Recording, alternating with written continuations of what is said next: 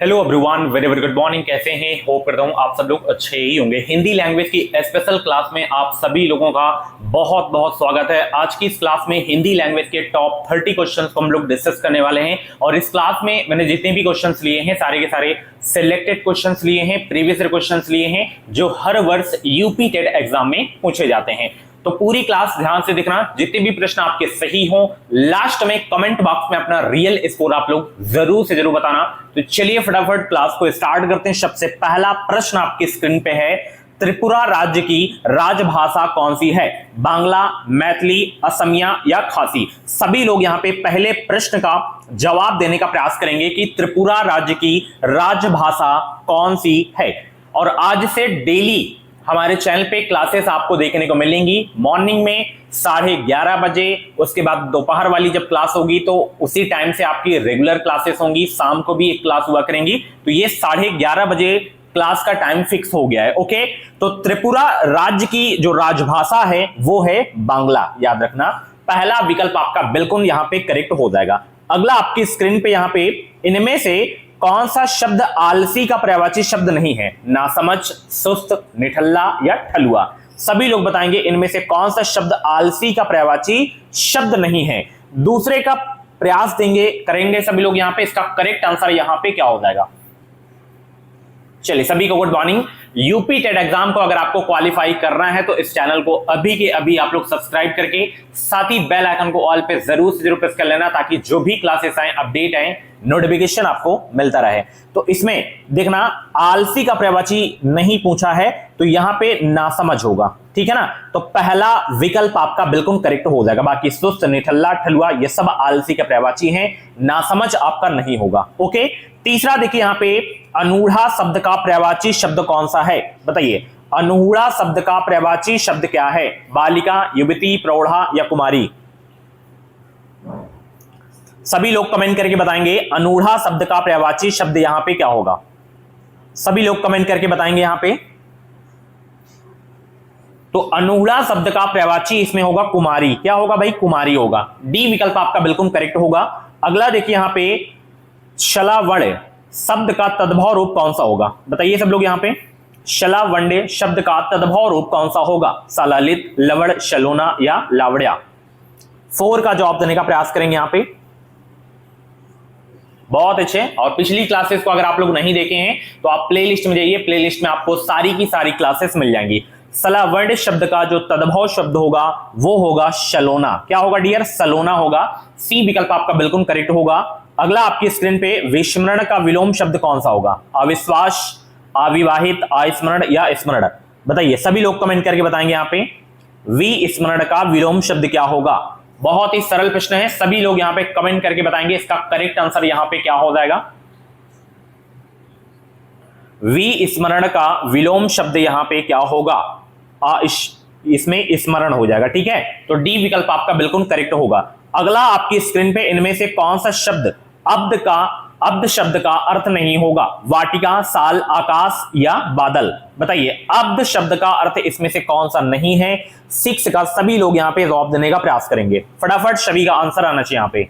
सभी को very very good morning. Video को लाइक जरूर कर देना और चैनल पे अगर आप फर्स्ट टाइम आए हैं तो सब्सक्राइब भी जरूर कर लेना, ताकि जो भी क्लासेस अपडेट आए नोटिफिकेशन आपको मिलता रहे। और बहुत कम समय आपके पास बचा हुआ है तैयारी करने का, तो जितना प्रैक्टिस आप लोग कर सकते हैं उतना प्रैक्टिस आप लोग करते रहें। तो कौन सा शब्द यहां पे अब्द शब्द का अर्थ यहां पे नहीं होगा?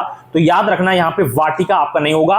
पहला विकल्प आपका बिल्कुल करेक्ट होगा। ठीक है, वाटिका का मतलब क्या होता है? बाग। ठीक है, चलिए अगला यहां पे देख सकते हैं, जिसका कुछ क्षणों में ही नाश हो जाए। इस वाक्यांश के लिए शब्द क्या होगा? क्षणभंगुर, अनश्वर, क्षणद या अल्पज्ञ? सभी लोग कमेंट करके बताएंगे। और बहुत ही सरल प्रश्न है, जिसका कुछ क्षणों में ही नाश हो जाए, इस वाक्यांश के लिए सही शब्द कौन सा होगा? तो यहां पे क्षणभंगुर होगा। क्या होगा डियर? क्षणभंगुर। पहला विकल्प आपका बिल्कुल करेक्ट हो जाएगा। अगला देखिए यहां पे, इनमें से कौन सा वाक्य अशुद्ध है? मेरा यहां कोई काम नहीं है, तुम्हें हम अब नहीं समझा सकूंगी, उससे बोलकर मैं थक गया, उसके बाद मेरा काम कर दीजिए। बताइए, वाक्य अशुद्ध कौन सा है? जो पढ़ने में आपको अच्छा ना लगे वही आपका यहां पे अशुद्ध हो जाएगा। बताइए, ये देखो, तुम्हें अब हम नहीं समझ सकूंगी, ये बिल्कुल अशुद्ध वाक्य है आपका। बी विकल्प आपका बिल्कुल करेक्ट हो जाएगा, तुम्हें अब मैं नहीं समझ सकूंगी, ठीक है। ये आपका क्या है, अशुद्ध वाक्य है। अगला देखिए यहां पे सही वर्तनी वाला शब्द यहां पे कौन सा है, फटाफट सभी का जवाब आना चाहिए। यहां पे अनौपचारिक लिखा हुआ है, तो अनौपचारिक का सही शुद्ध रूप क्या होगा, ये आपको यहां पे बताना है। 9 का जवाब देने का प्रयास करेंगे।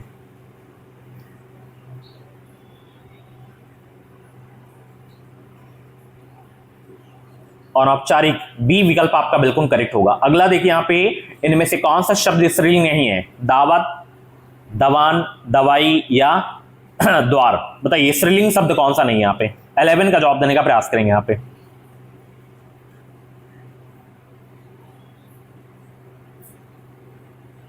सभी लोगों का जवाब आना चाहिए यहां पे, कौन सा शब्द स्त्रीलिंग नहीं है यहां पे, द्वार आपका स्त्रीलिंग नहीं है। डी विकल्प आपका बिल्कुल करेक्ट हो जाएगा, ठीक है। अगला देखिए यहां पे कारक से है, बच्चों के लिए मिठाई लाइए, इस वाक्य में कौन सा कारक है, अधिकरण कारक, संबंध कारक, संप्रदान कारक या अपादान कारक, बताइए। बच्चों के लिए मिठाई लाइए, इस वाक्य में कौन सा कारक है। जहां पे लेने देने की बात हो तो वहां पे संप्रदान कारक हो जाएगा। सी विकल्प आपका बिल्कुल करेक्ट हो जाएगा। अगला देखिए आपके स्क्रीन पे, अध्यापक ने मुझे 4 पुस्तकें दी, इस वाक्य में 4 किस प्रकार का विशेषण है, परिणामवाचक, संख्यावाचक, गुणवाचक या सार्वनामिक। 12 का जवाब देने का प्रयास करेंगे यहां पे। अध्यापक ने मुझे 4 पुस्तकें दी, इस वाक्य में 4 किस प्रकार का विशेषण है। सभी लोग 12 का जवाब देने का प्रयास करेंगे यहां पे। अध्यापक ने मुझे 4 पुस्तकें दी, इस वाक्य में 4 किस प्रकार का विशेषण है, संख्यावाचक विशेषण हो जाएगा। बी विकल्प आपका बिल्कुल करेक्ट हो जाएगा। अगला देखिए यहां पे, दीप धीरे धीरे बुझने लगा, इस वाक्य में धीरे धीरे किस प्रकार का क्रिया विशेषण है, रीतिवाचक क्रिया विशेषण, परिणामवाचक क्रिया विशेषण, कालवाचक क्रिया विशेषण, स्थानवाचक क्रिया विशेषण। सभी लोग यहां पे 13 का जवाब देने का प्रयास करेंगे। इसका करेक्ट आंसर यहां पे क्या होगा, धीरे धीरे आपको दिख जाए तो रीतिवाचक क्रिया विशेषण आंख मूंद के लगा देना है। पहला विकल्प आपका बिल्कुल यहां पे करेक्ट हो जाएगा। 14 का जवाब देंगे, आप हर बात पर शर्मिंदा हो रहे हैं, इस वाक्य में किस प्रकार के क्रिया विशेषण का प्रयोग हुआ है, स्थानवाचक, रीतिवाचक, कालवाचक या परिणामवाचक, बताइए। आप हर बात पर शर्मिंदा हो रहे हैं, इस वाक्य में किस प्रकार के क्रिया विशेषण का प्रयोग हुआ है। सभी लोग यहां पे 14 का जवाब देने का प्रयास करेंगे। इसका करेक्ट आंसर यहां पे क्या होगा, तो इसमें भी आपका रीतिवाचक क्रिया विशेषण ही होगा, ठीक है ना। तो बी विकल्प आपका बिल्कुल करेक्ट होगा। अगला देखिए यहां पे, वह खा रहा था, इस वाक्य में क्रिया किस काल का बोध करा रही है, हेतु, हेतु मध्य भविष्य, हेतु, हेतु मध्य भूत, संदिग्ध भूत या अपूर्ण भूत। 15 का जवाब देने का प्रयास करेंगे। इसका करेक्ट आंसर यहां पे क्या होगा, वह खा रहा था, इस वाक्य में क्रिया किस काल का बोध करा रही है, वह खा रहा था, अपूर्ण भूतकाल का हो जाएगा, ठीक है ना। डी विकल्प आपका बिल्कुल करेक्ट हो जाएगा। अगला देखिए यहां पे 16, आमरण शब्द में कौन सा उपसर्ग है, बिल्कुल सरल प्रश्न है, 1 नंबर बिल्कुल फ्री का आप यहां से प्राप्त कर सकते हैं। आमरण शब्द में कौन सा उपसर्ग है, सभी लोग कमेंट करके बताएंगे आमरण शब्द में कौन सा उपसर्ग है, तो आ उपसर्ग है। डी विकल्प आपका बिल्कुल करेक्ट हो जाएगा। अगला देखिए यहां पे, इनमें से कौन सा उपसर्ग अरबी फारसी का है, भर, गैर, उप या कु।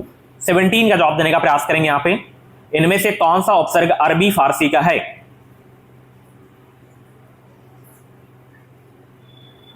तो यहां पे गैर हो जाएगा, ठीक है ना। बी विकल्प आपका बिल्कुल करेक्ट होगा। 18 का जवाब देंगे, मिलनसार शब्द में कौन सा प्रत्यय, रा, मिलन, मिला या सार, बताइए। मिलनसार शब्द में कौन सा प्रत्यय है, 18 का सभी लोग यहां पे जवाब देने का प्रयास करेंगे। मिलनसार शब्द में कौन सा प्रत्यय है, तो यहां पे सार प्रत्यय हो जाएगा। डी विकल्प आपका बिल्कुल करेक्ट होगा। 19 का जवाब देने का प्रयास करेंगे, नील कमल शब्द में कौन सा समास है, बताइए। नील कमल शब्द में कौन सा समास है, द्विगु समास, बहुव्रीहि समास, अव्ययी भाव समास या कर्मधारय समास। 19 का जवाब देने का प्रयास करेंगे यहां पे। नील कमल शब्द में कौन सा समास है, कर्मधारय समास होगा। डी विकल्प आपका बिल्कुल करेक्ट हो जाएगा। ओके, अगला देखिए यहां पे 20, आटा गीला होना मुहावरे का अर्थ क्या होगा, क्रोधित होना, रोटी नहीं बना पाना, कठिनाई में पड़ना या बर्बाद होना, बताइए। आटा गीला होना मुहावरे का अर्थ यहां पे क्या होगा, 20 का सभी लोग यहां पे जवाब देने का प्रयास करेंगे। आटा गीला होना मुहावरे का अर्थ यहां पे क्या होगा,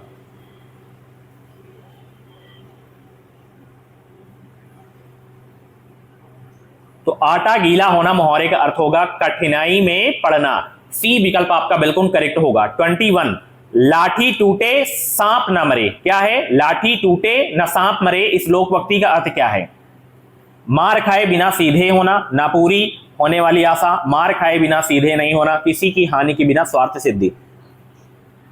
लाठी टूटे न सांप मरे, इस लोकवक्ति का अर्थ क्या होगा? कि किसी की हानि के बिना स्वार्थ सिद्ध हो जाए, ठीक है ना। ऑप्शन डी विकल्प आपका बिल्कुल करेक्ट होगा। 22 का जवाब देंगे यहां पे शहर की दाई मुहावरे का अर्थ यहां पे क्या होगा? बताएंगे सब लोग यहां पे शहर की दाई मुहावरे का अर्थ यहां पे क्या होगा? शक्ति संचित नारी, अपराधनी, समाज सेवा करना, घर घर की खबर रखने वाली स्त्री। बताइए शहर की दाई मुहावरे का अर्थ यहां पे क्या होगा?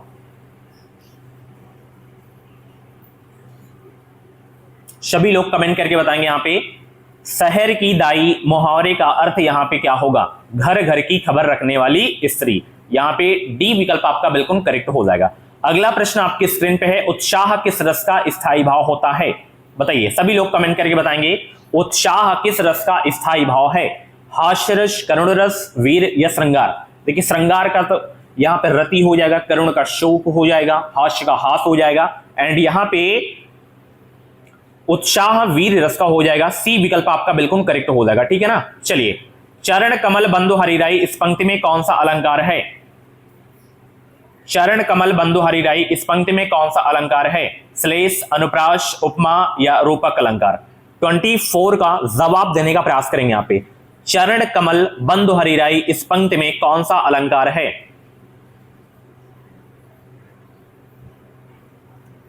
तो यहां पे आपका रूपक अलंकार हो जाएगा। डी विकल्प आपका बिल्कुल करेक्ट होगा।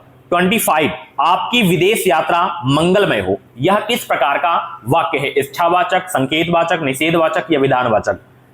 25 का जवाब देंगे आपकी विदेश यात्रा मंगलमय हो, यह किस प्रकार का वाक्य है?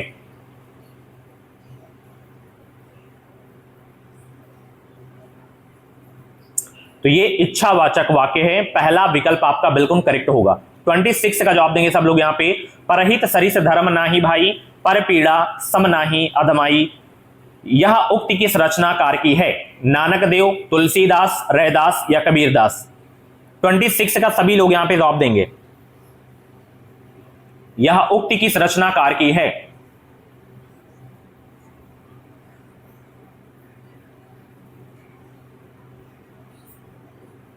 तो ये उक्ति है तुलसीदास जी की, ठीक है ना। तो बी विकल्प आपका बिल्कुल करेक्ट हो जाएगा। अगला देखिए यहां पे 27 करुणालय के रचनाकार कौन है? अज्ञे, जयशंकर प्रसाद, सूर्यकांत त्रिपाठी निराला या भारतेंदु हरिश्चंद्र?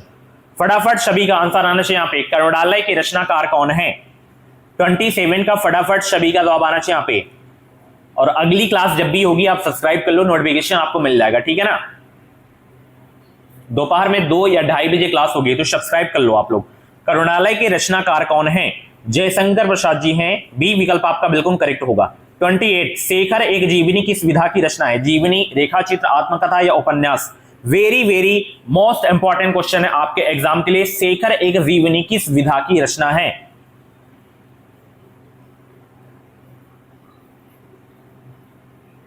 तो ये उपन्यास हो जाएगा। डी विकल्प आपका बिल्कुल करेक्ट होगा। अगला प्रश्न यहां पे, गिरिराज किशोर को प्राप्त पुरस्कार के संबंध में रचना और पुरस्कार का कौन सा जोड़ा सही है?